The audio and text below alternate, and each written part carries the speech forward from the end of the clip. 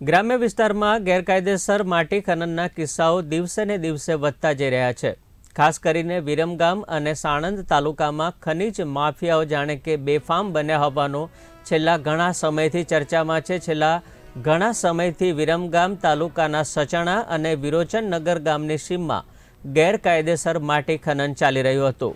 પોલીસે આ માહિતીના આધારે મોટી કાર્યવાહી હાથ ધરી અને ખનન માફિયાઓ પર દરોડા પાડ્યા હતા।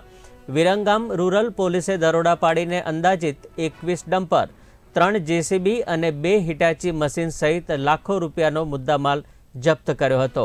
આ સમગ્ર કેસની વધુ તપાસ ગાંધીનગર ખાણ ખનીજ વિભાગને સોંપવામાં આવી હતી। વિરમગામ પ્રોબેશન એએસપી અને આઈપીએસ ઘનશ્યામ ગૌતમ તથા વિરમગામ રૂરલ પોલીસ સ્ટેશનના પીઆઈના નેતૃત્વ હેઠળ આ દરોડા પાડવામાં આવ્યા હતા।